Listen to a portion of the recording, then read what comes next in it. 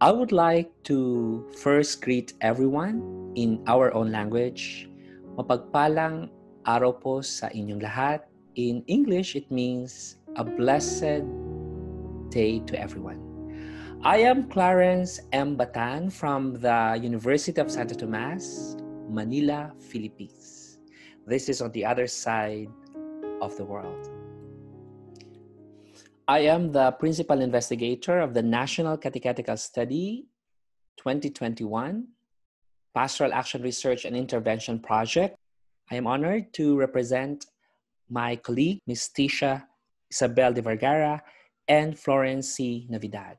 Our paper is entitled Studying Catechetical Ministry in the Philippine Catholic Church, Stories, Discoveries, and Promising Discourses. I was tasked to put together a team of multidisciplinary researchers and students to tackle what I consider as a relatively taken for granted dimension of Philippine Catholic life. This is all about catechetical ministry, which functions as an educative space in teaching and learning catechesis that informs and forms the most fundamental ideas of our Catholic faith. In the Philippines, we call them catechista. So in the latter part of 2016, the Filipino bishops were interested to know the general state of catechetical ministry in the country and also to find ways and techniques for a more effective catechesis. Our main thesis argues that these empirical data contribute to constructing what we as Filipino Catholics know about our Catholic religion, and how such understanding or misunderstanding offers a description of contemporary faith experience and practice in the Philippines. So framed from an emic approach, that is, understanding a phenomenon from an insider's point of view, we wanted to know how Catholic faith is experienced and practiced by Filipino catechists and all those involved in catechetical ministry. Let me now share with you our research stories. So historically, the Commission on Catechesis and Catholic Education's interest in understanding catechetical ministry started in the late 1970s, which was followed by another study in the late 1980s, and then another in early 2000. So after more than 15 years, our research center was commissioned to conduct another national catechetical study, this time as we approach the 500-year celebration of Catholic Christianity. We started in 2016 and 2018, involving catechists and catechetical leaders. Then, this was followed by an international grant covering the years 2019 to 2021. This time, focusing on the entire Philippines, involving the catechized, catechetical formation programs, and catechetical human resources. So methodologically, for NCS 2016-2018, we were set to do a research that is not only for academic, but also for pastoral purposes. So this was the logic why we wanted to have a census of all catechists, which led us to gathering this number of about 27,000 catechist respondents. In this study, we combined the survey with selected interviews and focus group discussions. So what did we find out? So the socio-demographic landscape of catechist respondents tells this story, that in general, catechetical ministry in the Philippines is being carried out by older, lay, educated women volunteers receiving minimal transportation allowance. They have undergone formal and informal training, and with various ongoing formation training, the average age is relatively old, 50 years old. 1 in every 10 of catechist respondents are women, so it's gendered. They are mostly married, Our data also shows that 70% of catechesis is mainly done in public school, while half is conducted in the parishes. This implies two important points. First, the main type of catechesis is directed for children.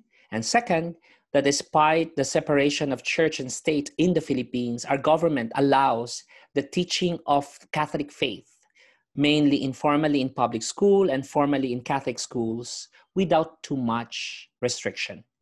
Interestingly, most of the catechist respondents reported volunteering as part-time.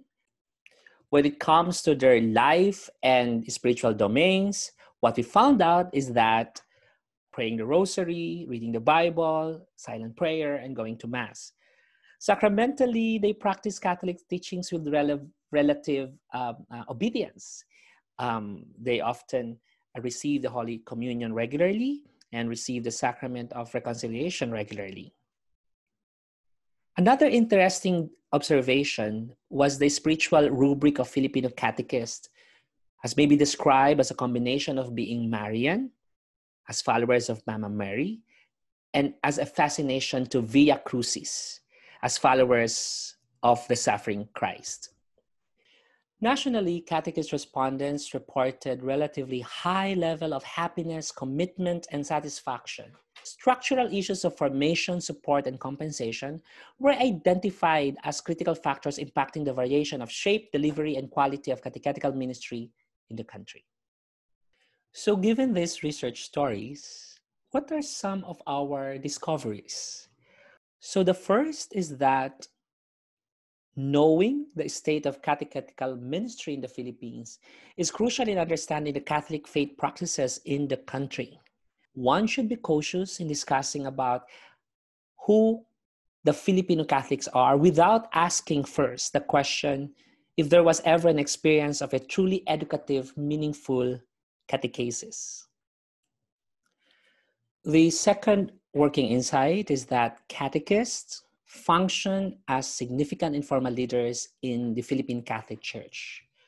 For the third insight, we think that the forms of doing catechesis are multifaceted, lifelong, and evolving, responding to socio-historical changes.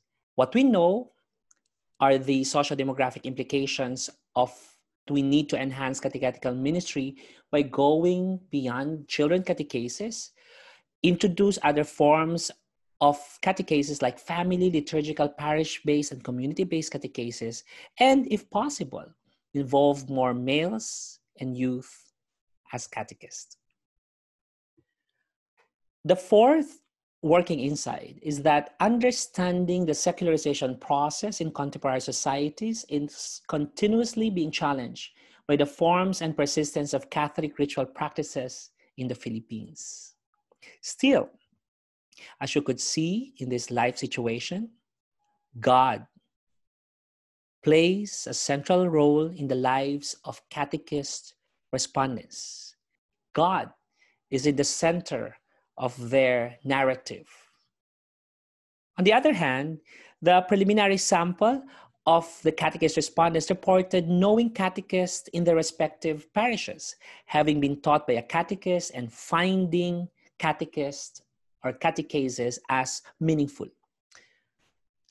The fifth working insight, the texture and shape of what we know as Filipino culture is closely intertwined with Catholicism as negotiated and reimagined across histories. The sixth working insight reflects the intersection of Catholic faith with Filipino social consciousness. Here we observed the educative role of catechetical ministries in parishes and Catholic schools as remaining salient, important in shaping Filipino consciousness on contemporary social issues. And the seventh working insight underscores the focal argument of this presentation. Key to understanding why the Catholic faith remains strong in the Philippines is recognizing the socio-reproductive dynamic that the catechetical ministry play in the everyday life of Filipino Catholic Church. In this research, we discovered the power of doing research from the top, from the powerful, which promotes that basic Catholic premise that in catechetical ministry, the bishops and the priests are the first catechists, in as much as the parents are the first catechists of the families. But along with this ministry are catechists and catechetical leaders that need attention and resources, hoping for an effective catechetical ministry.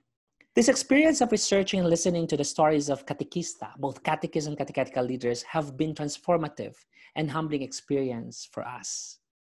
Catechetical ministry is still live and is being given life by catechista, what we call as faith-driven servants, frontliners, and may be considered defenders of our Catholic faith, the hidden treasure of our Catholic faith.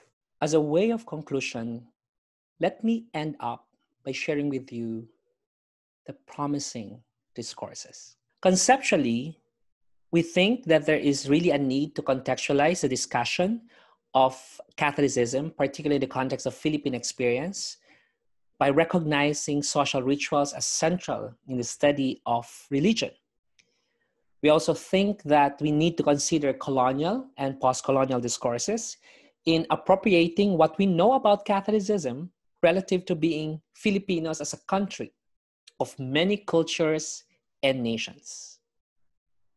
In doing so, we hope that we might be able to produce a sociology of Filipino Catholicism that emphasizes the practices and beliefs in the Catholic faith methodologically. Here in Catholic Philippines, we are in dire need of organized statistical data about Catholics and our practices. Why? Because researching Catholicism has been segmented and has not really taken off consistently as an established space of scientific multidisciplinary discourse in the country. But there's still a need to interweave and interrogate these ideas in a more systematic way. That is why this conference is an eye-opening for me and for my fellow researchers. Why is there no Center of Catholic Studies in the Philippines? Establish network with experts like you to help understand our lives as Catholics in this part of the world. In ending, I would like to leave you with a research poem. Why do children refuse attending the Mass? One catechist shared about how she persevered teaching the students stories about God, about the church. A parent shared about her children who are unruly in the house, disrespectful to the elders, disinterested to attend Mass. A child narrated about the situation of her beloved family, parents who always fight, parents who feel apart. When the catechist asked the child, "Why won't you attend Mass?" she answered in tears, "They do not go to church. They who never mature in faith at all." In sobs and cries, the catechist persisted to persuade the child so confused about this world. For the parents, it seems like to face their children with the truth about the faith, about the church, about Christ. Whispering a prayer, the catechist watched the child held by her parent, leading her out of the chapel once upon a Sunday in the place of catechesis. For anyone who is interested in our project, you could email us and you could visit our website at www.ncs2021pariproject.com. We also have our Facebook account. Pagpalain po tayo ng poong may kapal. God bless us all. Thank you.